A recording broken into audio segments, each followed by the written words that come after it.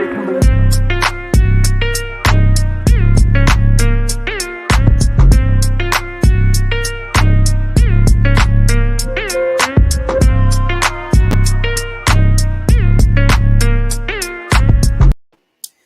guys, welcome to another session of Educators Roundtable.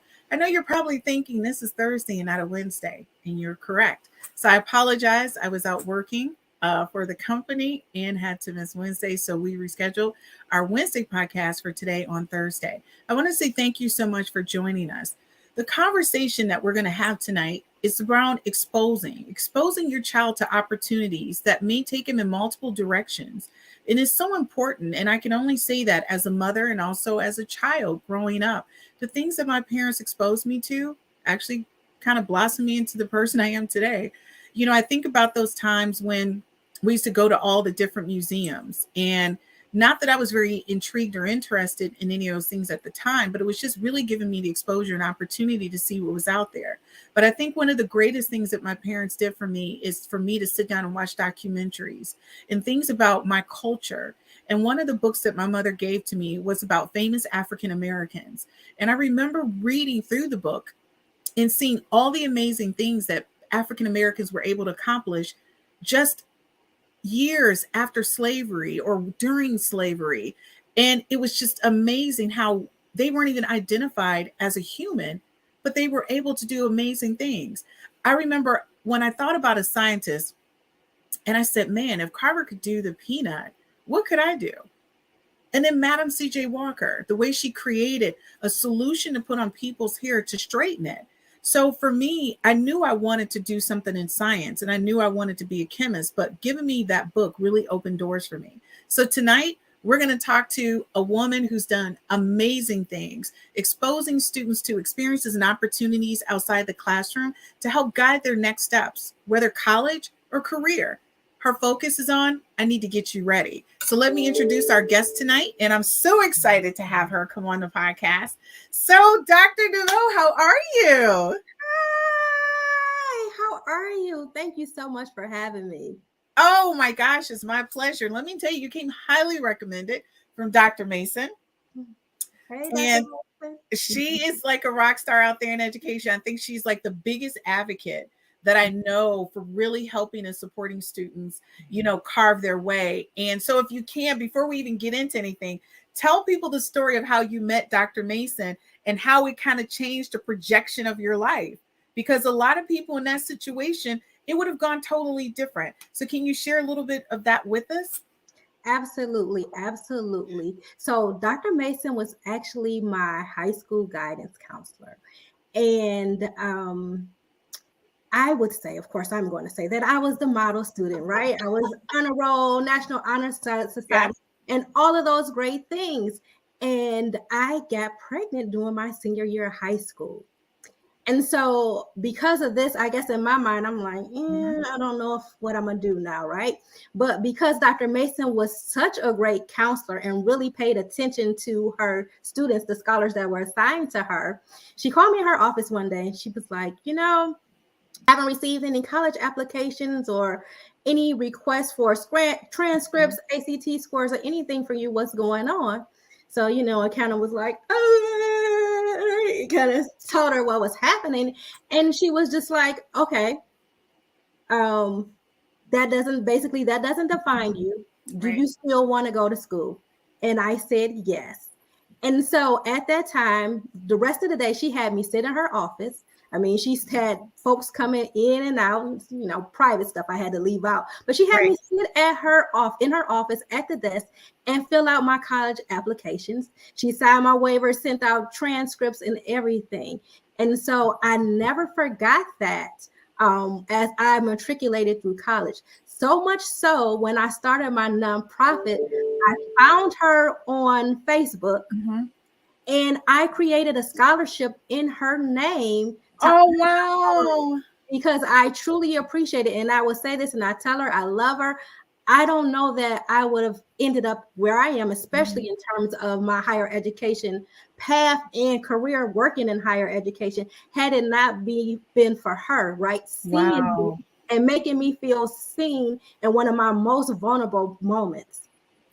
I just want to say I totally applaud her. She is definitely a rock star in education. She has changed so many students' lives and is so prevalent throughout the state of Michigan and throughout the country because a lot of people that she's helped, I mean, they're all throughout the country in different career paths. So I'm going to say, it's so great when you can see the work and effort people put in education. And it's like, it's very apparent. It's right there. It's in your face. So I'm going to say thank you for sharing that story. But one of the things that I think was amazing about what you said was that she saw you. Mm.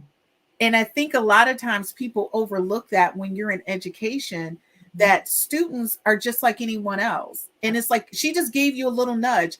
In your situation, being pregnant your senior year, I'm very sure a lot of people counted you out as far as what you were going to do next, but she didn't, you know? Absolutely. Absolutely. It went from, hey, let's put her in the front. Like we have this. Yes. Here's Chastity, everybody go. You great scholar. You doing all these great things to kind of like, and maybe it was all in my head. Maybe they wasn't. Right? Maybe they wasn't. Maybe it was all in my head. Mm-hmm. But I did notice a decline in opportunities, right? Mm-hmm. Because that's not something that you want to promote, right? Right. This pregnant teenage girl. But again, like I said, she didn't judge. She saw me. And that really, really, really, what she did was plant a seed inside of me that I was able to grow. And now I am able to plant those seeds into other scholars. And that's so amazing. Kimberly, thank you so much for joining us. She said amazing story. Thank you so much for joining us, Kimberly.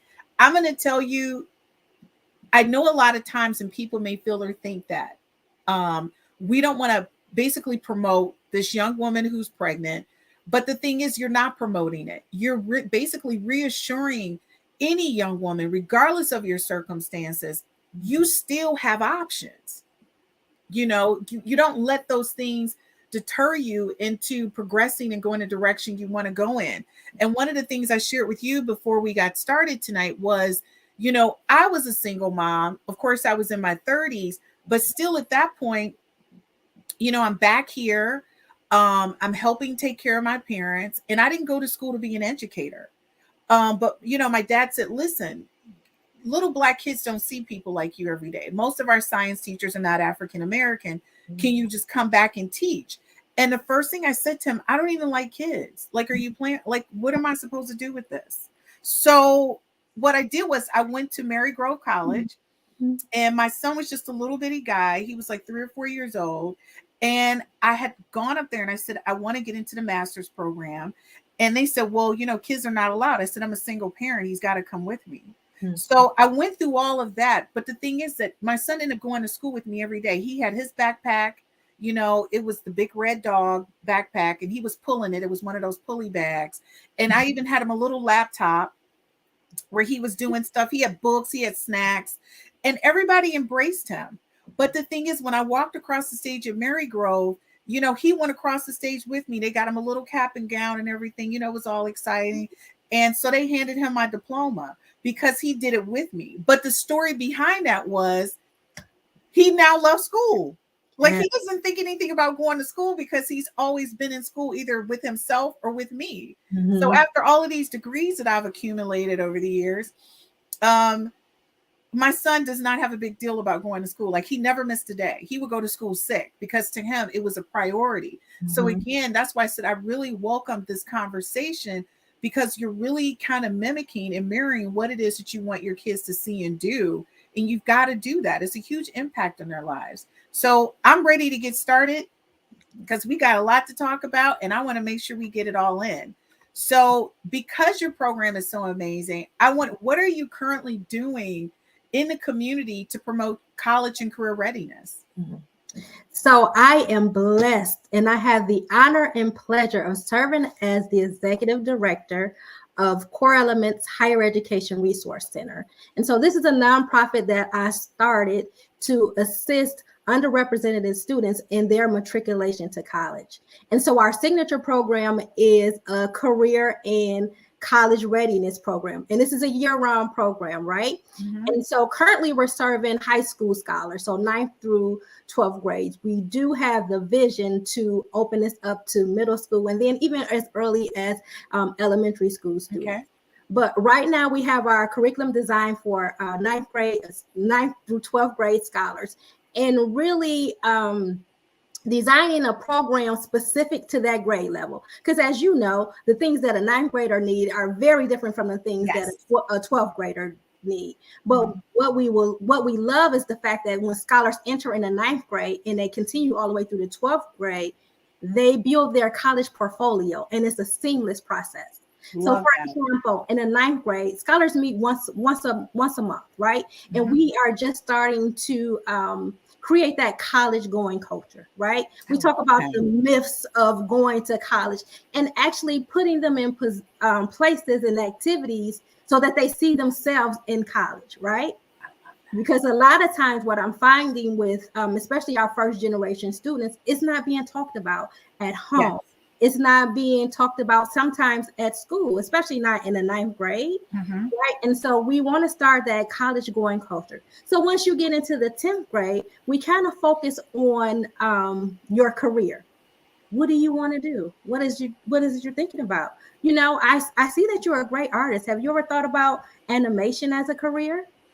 I love that. You like drawing? Have you thought about teaching others to draw, right? Maybe become an art teacher. So kind of get them to start thinking about what it is that they want to do, what they desire to do, and try to guide them and help them find that career path, right? If you want to be a dental hygienist, you don't necessarily need a 4-year degree, but Right. you need to go through this specific training.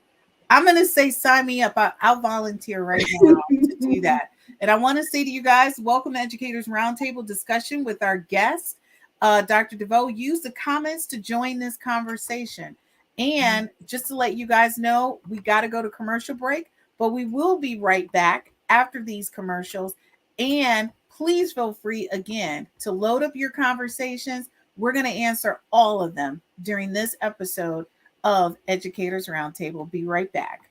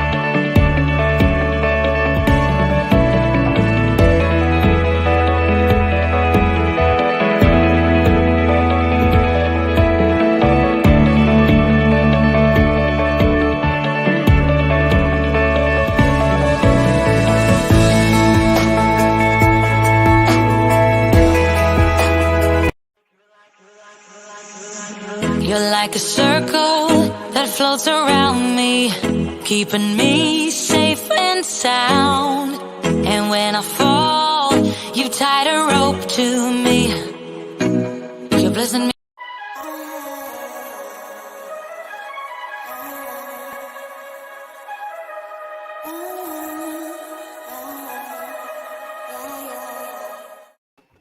Okay, guys, we are back and we're going back to the conversation. I'm going to tell you right now, I feel like I should skip to the end and just start asking people who's volunteering.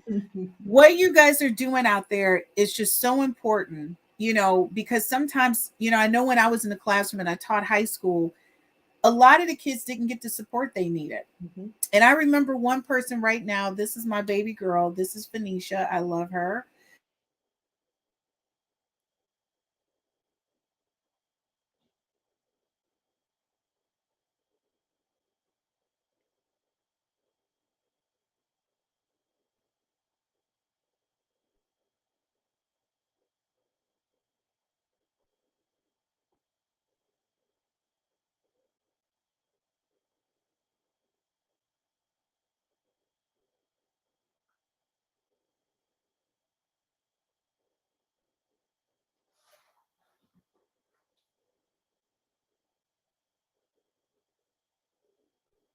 Uh-oh, everyone, I think we lost Dr. Burkett.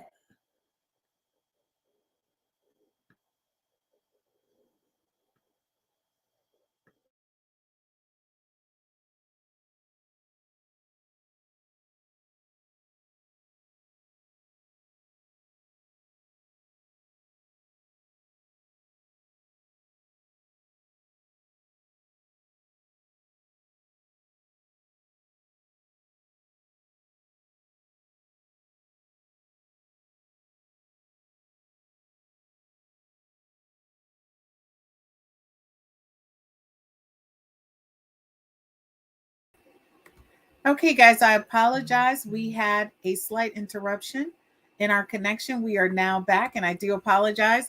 So here we go. Look, anything, because when you run an IT company, anything happens, right?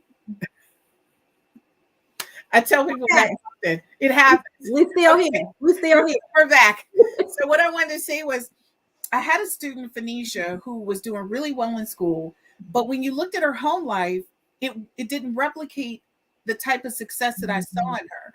So immediately, because she did reach out to me and she would just stay with me, and I couldn't understand why this was happening.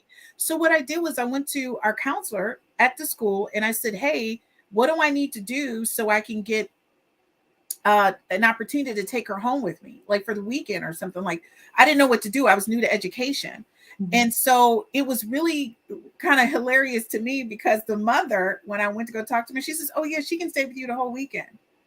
And she thought nothing of it. I think we're back to having technical difficulties again. All right, give me a second. All right, we back? No.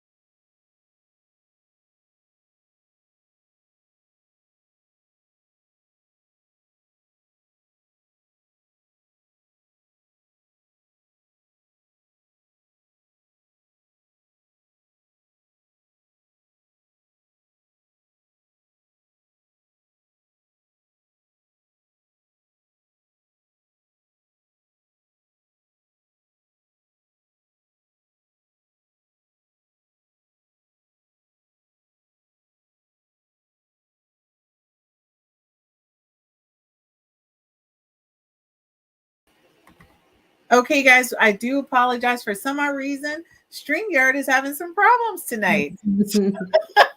We're back. I had to totally reboot the system. I was like, I hope it stays on.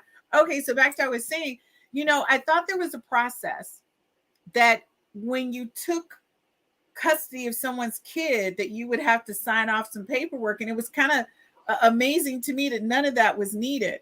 So it was like shocking. So, hey, Kimberly, we're back. Thank you so much. And it did go out again. Kimberly, we got you. Thank you so much for staying with us, everyone. And I apologize for the tech issues that we're having today. It never happens. But you know what? It's always best to be prepared. I have a backup laptop just in case it went down.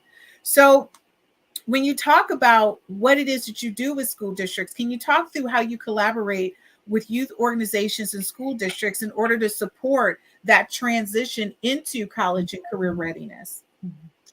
So I have had the opportunity to do workshops and boot camps for scholars in terms of the college and career readiness, and also for parents as well. Because what we find is whether you're first generation or second generation, think about second generation parents, right? You go to college, and then we'll say, even if you had a child straight after school, there's still 18 years, and so much has changed Right. from that time. So we do boot camps and help parents get ready. Wow. Mm-hmm. That, you're right, because a lot of parents are having kids early, and then they, it's like you got this other kid that's coming in from the back.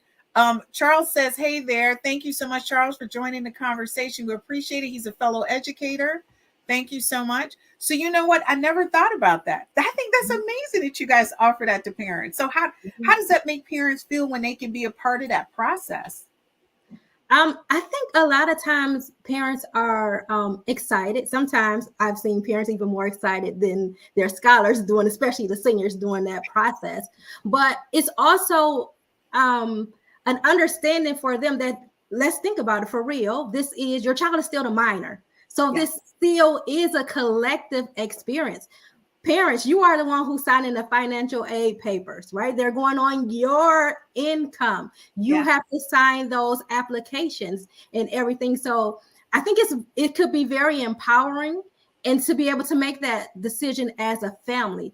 A lot of times I think I've experienced this where scholars have their mindset on a specific college or university, and not understanding the financial costs. So I always say, hey, how many students want to go to Hawaii for college? Everybody raises their hand. And I'm seeing from Michigan, the ticket is going to be $1,000 or more. Right. Right. And thinking about the hour it takes to travel there. So you may not be able to come home for your birthday, for Christmas, for Thanksgiving. So when you're thinking about costs, you need to incorporate those things into it as well.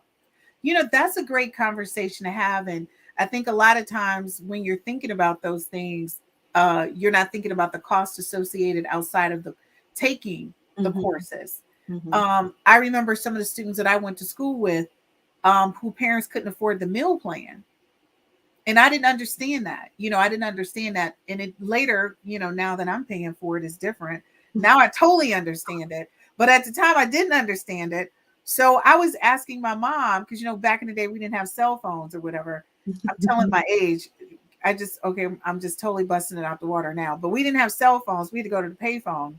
And so I used to tell my mom, send me boxes of peanut butter, like stuff that she could ship, And I used to hand out stuff to people who couldn't afford it. Now, when I came, my parents brought me a refrigerator, a microwave. She put a slip cover on it because, back in the day, we couldn't have all that stuff in our room. So our dorm person used to say, well, if I can't see it, then it's legitimate. You're okay.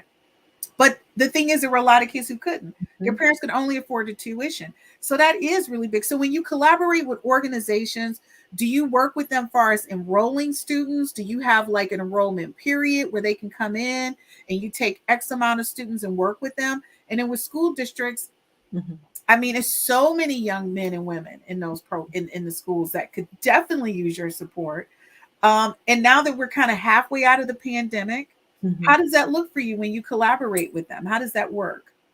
So we run, so the organization Core Elements, pre-pandemic, we actually had a space where we ran these classes for scholars. When I am actually collaborating with institutions, high schools, or organizations, we mostly come to them and run these workshops there. So they are responsible for the recruitment and having the scholars that they want in the program. So essentially, they're inviting us in to come and do a workshop. I love that. And it's the same thing with high schools. When we've collaborated with high schools, we usually come into a classroom setting. So we may spend the same, pick a class, say like a math class, and we will stay in that math class that entire day for over a couple days, and we will run the program there.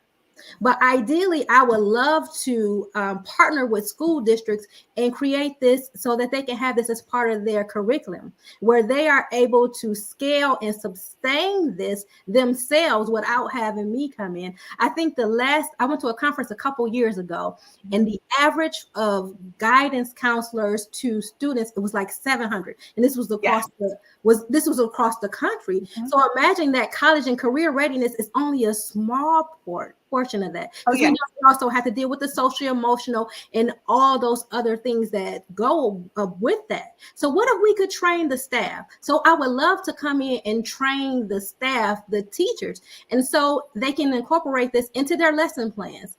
I had an opportunity during the pandemic to be a substitute teacher for a school in Minnesota, and I ran a research class.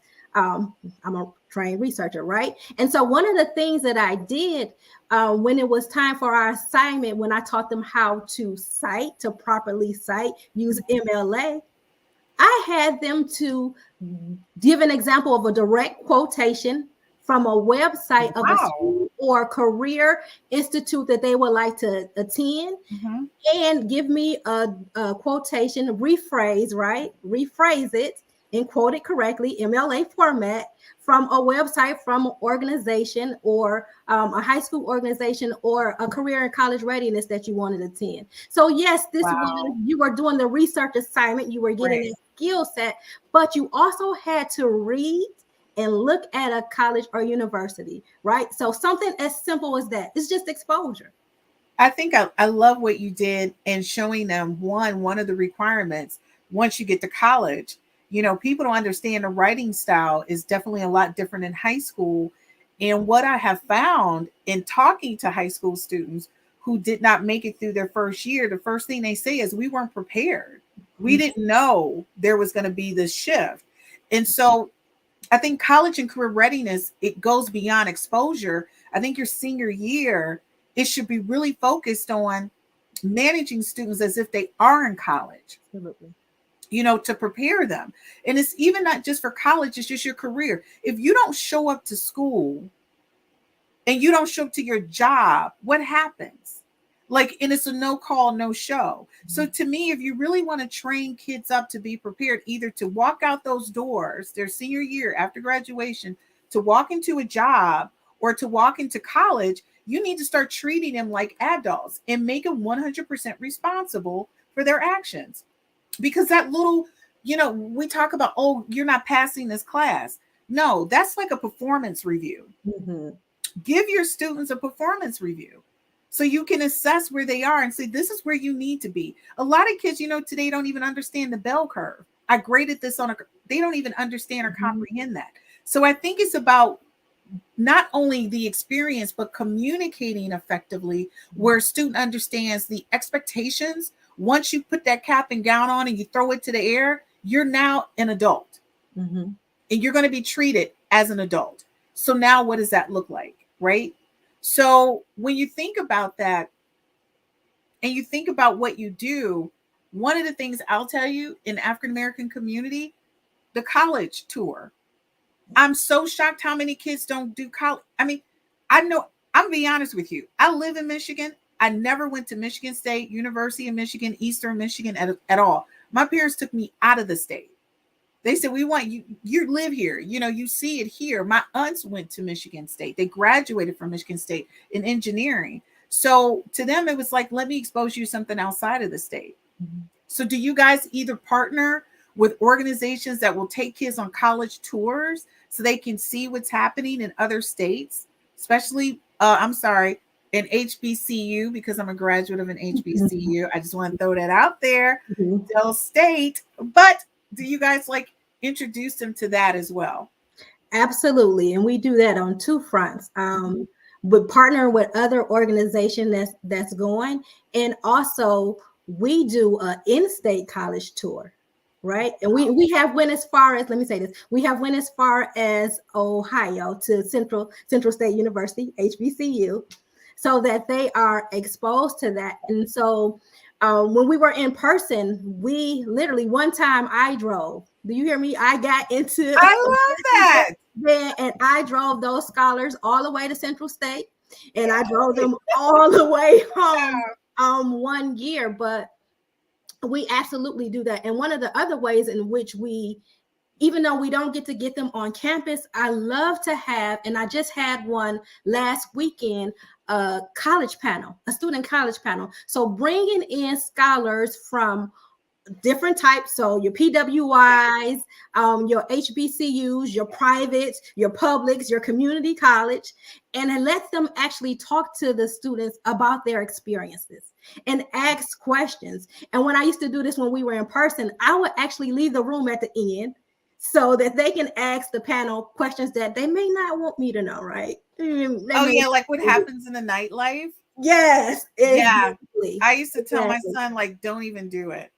You have no idea where I have eyes. So most of my friends are Qs. And so I'm like, I can get you anywhere. Like, there's nowhere that you go that I won't have ears and eyes on you. Absolutely. And my son, actually, I put him in the Q Academy when he was in high school. And so to them, he's like a little dog. I don't what that terminology is, but they look out and they were like, yeah, whatever you want to do, you call us up and we'll connect you at whatever campus. So I thought that was really great, exposing him to that. Absolutely. Because he had an opportunity. And I know a lot of the Black fraternities and sororities have that for young people to join, to get exposed and talk to people who have actually gone to college, and they all take different career paths. But not only that, they tell them about the family of joining a fraternity or sorority, and how important that is, especially when you're a minority on a campus. It's good to have that brotherhood. And that's one of the things I said to my son. And his comment to me was, well, if they're going to beat you up, Mom, to be a part of it, I mean, why can't I just have regular friends who aren't going to be? I said, don't look at it that way. Look at it as you're earning a history.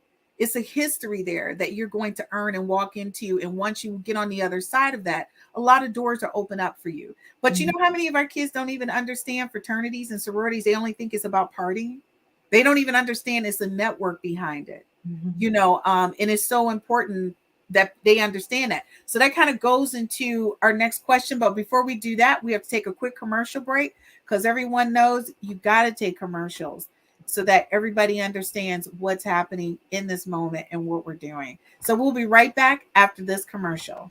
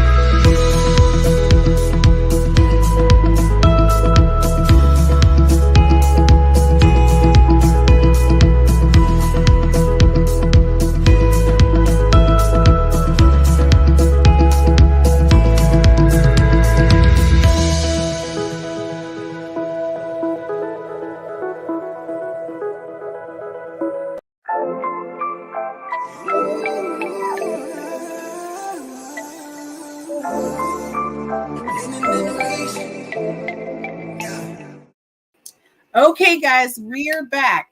So I'm going to tell you, if you're a parent, if you're a teacher, if you're a person in a community, if you have a grandchild, if you have a niece or nephew, you got to join this. You got to join the efforts of ensuring that they have what they need. And I'm going to say, when they say it takes a village and some, especially now, because I feel like we're fighting with tech. And a person who runs a tech company, I still feel that way. Because I feel like what is happening sometimes is very discouraging, the way our kids use technology. So with that being said, where do you see college and career readiness going in the next year, especially when a lot of our kids feel that social media is like the way to make their step into adulthood, into finances, like getting paid to be a social media blogger, as I call it. I think it's putting your personal business in the street, but they call it blogging. I don't know. What are your thoughts on that? On how where do you see college and career readiness going in this next year when our kids are still in that phase?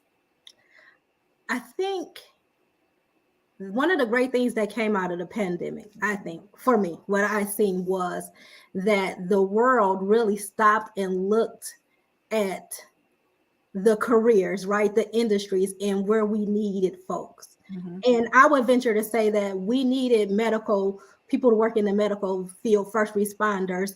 Right. Prior to this, of course, the labor, we needed more labor during this time. We needed folks to work in IT. And I think also it allowed companies, organizations to rethink how the work is done. Yeah. And how and in what capacity to use folks.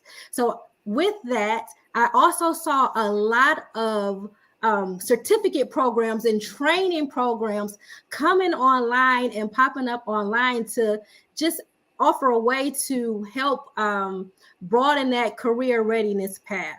So I am hopeful. I am hopeful that because of that, we see the need and that people have already started to build those programs, to build those pathways into different careers. And I hope that that continues. I really do hope that continues. As someone who works at a university, I am in charge of student success initiatives, campus-wide student success initiatives.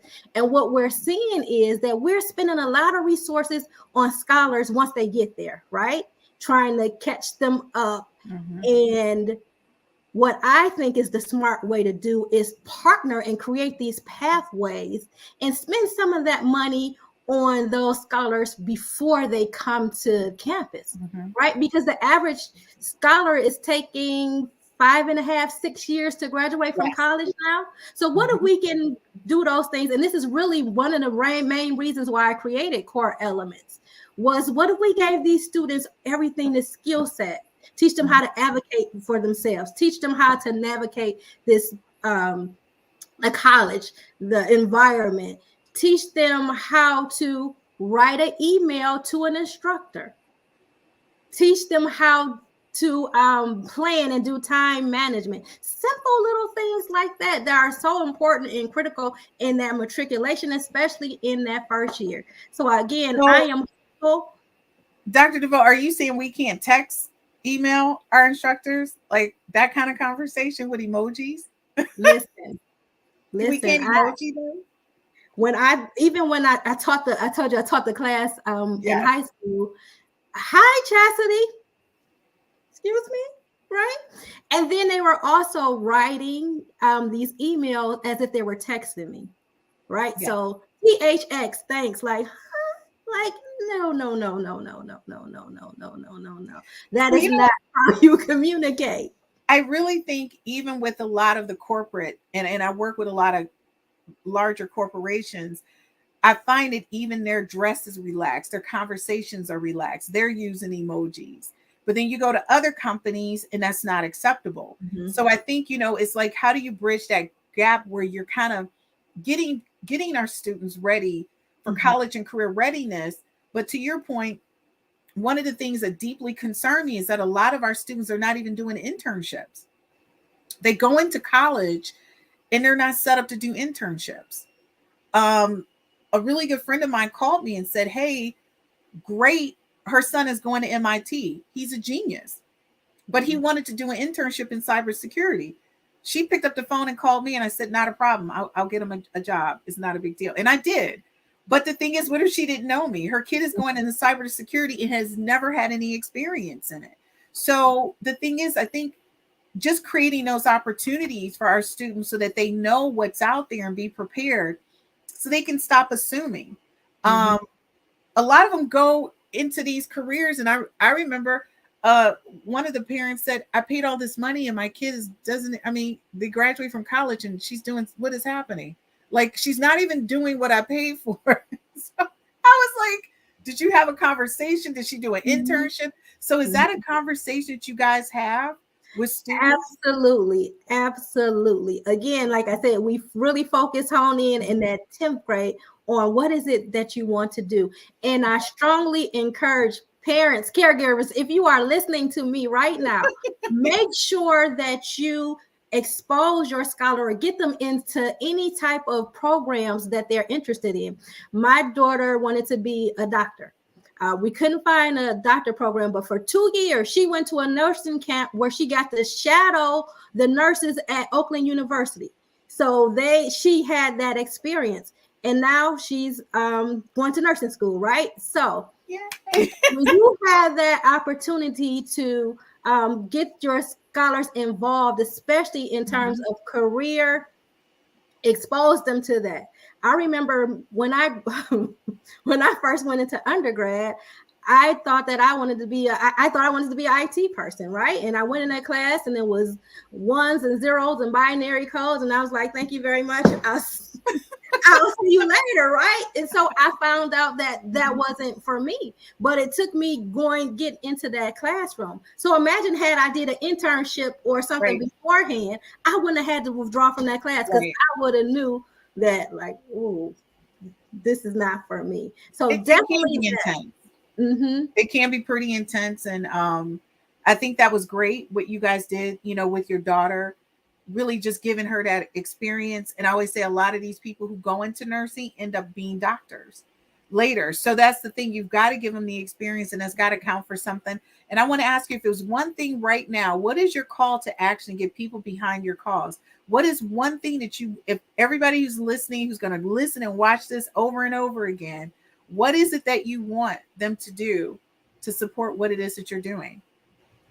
Number one, partner with us, partner with Core Elements Higher Education Resource Center. But I think even more importantly is to start a discussion and expose your scholars to a college going culture. And it can be at the simplest level. I have a 4-year-old who just had a birthday, and we gave him a scientist birthday party. So I bought him and all of the other kids, I bought them lab coats. I bought them I love it. the little goggles. I gave them book backpacks. They had the little tubes. I put Skittles in there, right? I love it. We went to the science center. Right. So they had a good time doing that, but also explaining to him the difference between a medical doctor, MD, and then a scientist, explaining to him that a scientist is also a doctor. Like, he calls me Graham. Your Graham is a social scientist. I am a doctor. I have a PhD. Do I think he really understands that, what a social scientist is?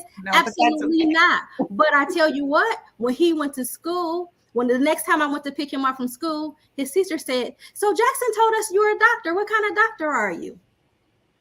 So you want to plant those seeds and start that conversation as soon as possible. Again, going back to my example, hey, son, I see that you like to draw. Have you ever considered a degree in animation or working in animation?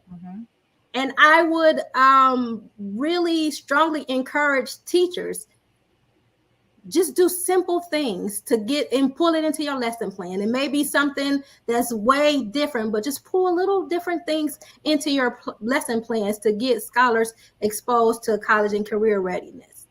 So if you had to ask a parent, if you were talking to me and I'm a parent and I have a kid that's on their way to high school, what are 5 things that you would tell me to do right now as my kid is going into 9th grade to ensure by the time they graduated, they were prepared to enter either a career or a college path? What are 5 things that you would tell me? Yes. 1, start the discussion. Try to see and help them really think about what it is that they want to do, right? What they want to do, because that is key. And let's be clear. We know that these things is changing. I have a undergraduate degree in marketing and a PhD in higher education. So we know that those things can change, but start off there. And once they figure that out, you can set them on a path so that they can really see if this is something that they like, if this is something that they enjoy.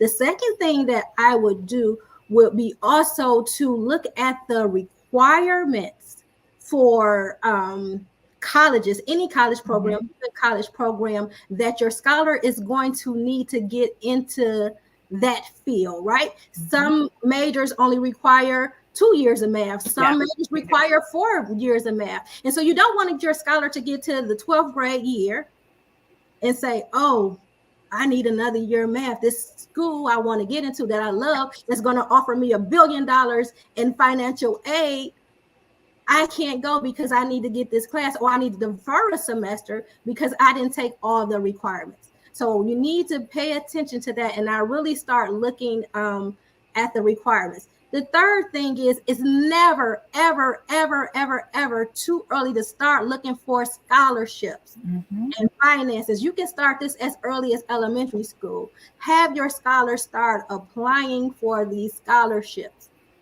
The fourth thing is practice writing. Practice writing. It can be emails, text messages, long text messages, right? Using proper grammar and language, but writing, because I've had scholars wanting to go to school, but then when it's time to write that essay, they get nervous and say, you know what, I'm going to go to this school, even though this is not my first choice. I'm going to go to this school because I don't think that I can write, or they just have a fear and they don't complete the essay. And the last thing I would say is to encourage them and let them know that they can do it. Yeah. A lot of times, and I always tell scholars, if you got accepted in this school, then that means that they believe that you can be successful, because a lot of times these schools get thousands of applicants. So if they pick you, that means that they believe in you, that you can come here and do the work that it needs to be successful. So saying that to say that a lot of times scholars can be discouraged about their grades. I'm not smart enough to get into this school, or still apply. If you meet the minimum requirements, if you're a little bit shy of the minimum requirements, still apply to school. You never know what happens. I love that. So guys, I'm going to tell you, when we get back, we're going to talk to you about how you can sign up and support what it is that she's doing, so we can help more scholars make it across the finish line. We'll be right back after these commercials.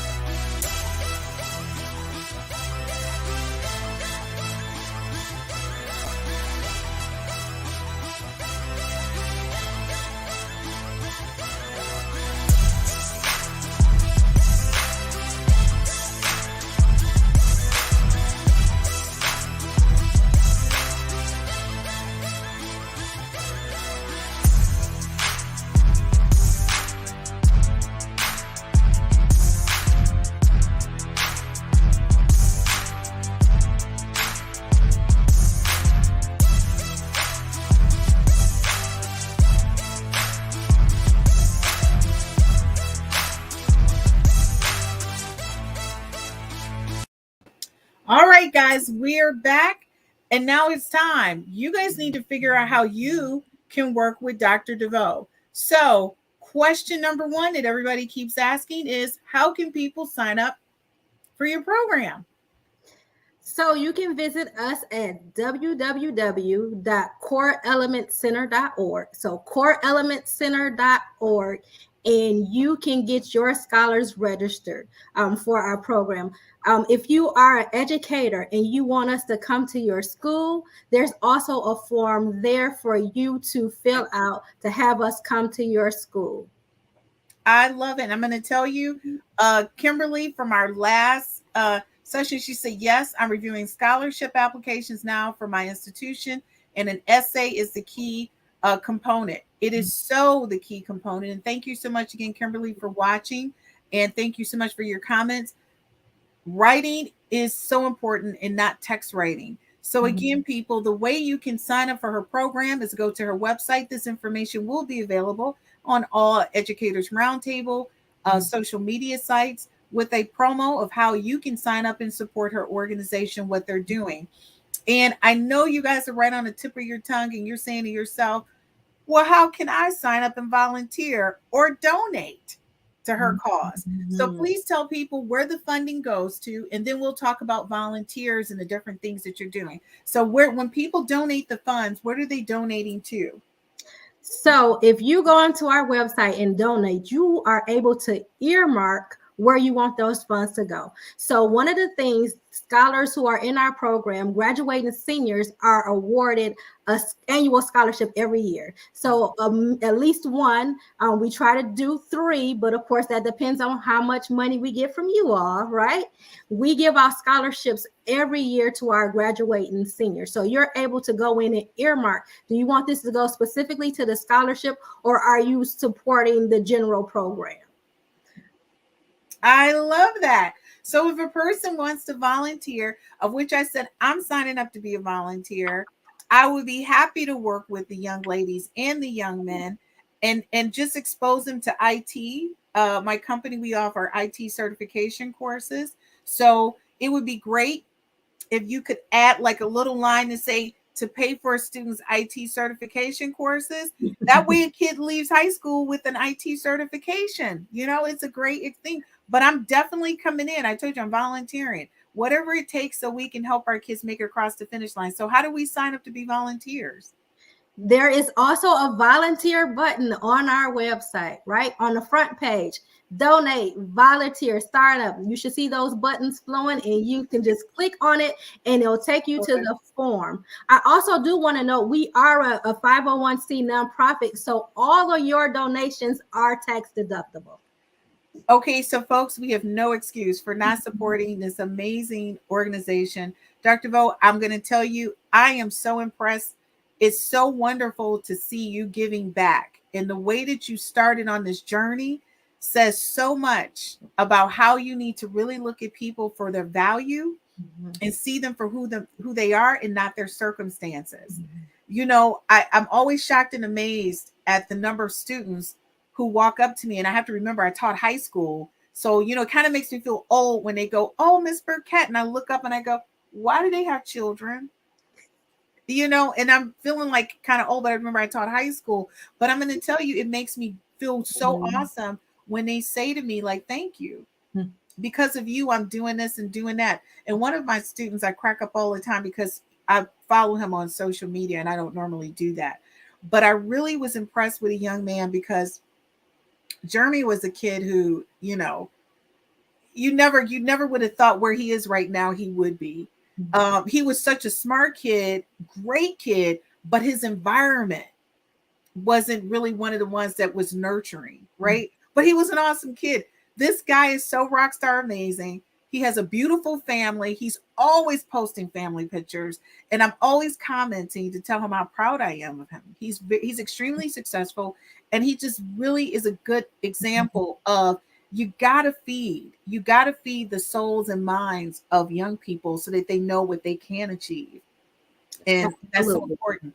You know, my baby girl Phoenicia, she has 3 kids. She's married. She's a wonderful hairdresser. She started her own clothing line. She does a lot of stuff within the church, which I love, and she's always promoting. She has her own podcast, which I watch. You know, and I'm just so proud of her because she's such a leader. But where she came from did not in any way create that path for her. So I say this to say what you're doing is a game changer. You are doing something that will change the lives of so many people. And I'm just telling you right now, if you're not volunteering your time, and I know everybody's time is short, but I'm going to tell you this right here, her program is absolutely rock star amazing. You've got to sign up, you've got to volunteer, you've got to donate. School districts, please reach out to her. She can change the lives of so many students, and this is directly in alignment with social emotional support, directly in alignment. So if you don't have a lot of programs in your school and you're looking for something to bridge that gap for social emotional, Dr. DeVoe has it. So, like in your last words for tonight, if you had to say anything to anybody that you feel like that's been left out to get them on board, what would you say to them? I would absolutely say that you can do it. right? And I use myself as an example.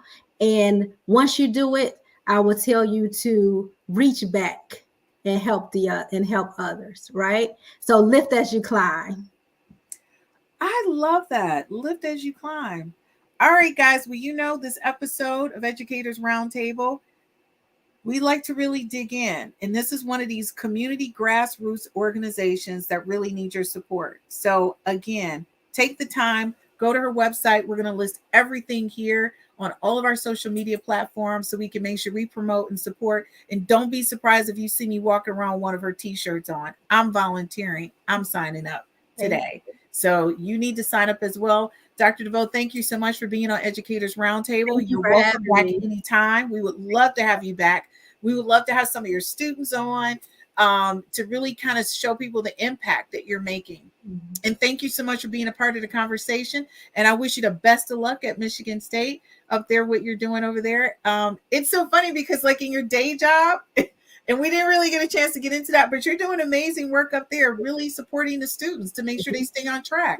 So you're all around.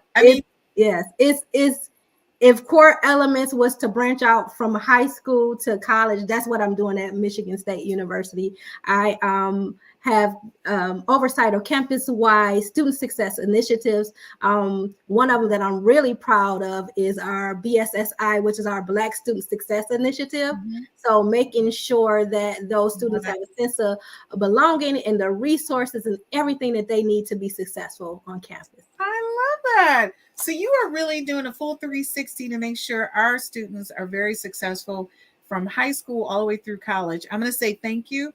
Thank you so much for really loving the idea of giving back. And I'm telling you, you are definitely a game changer and somebody to look out for. So thank you so much for coming on Educators Roundtable. Thank you. All right. So folks, I'm going to tell you for this session of Educators Roundtable, your takeaway should have been that you should be exposing not only your children, but other children, any children that you're in contact with, to expose them to opportunities that's going to shift their mindset and where they are today and where they're going to go. So I'm going to say thank you again for joining us on this session of Educators Roundtable. We're going to have more information on Dr. DeVoe's organization and how you can sign up and be a part of that. We've really got to start giving back and helping because it does make a difference. Each hand changes a hand and changes a life. Think about that. All right, so I'll see you guys next week on Educators Roundtable. We start our new series, Ripped from the Headlines, Education, Hot Topics.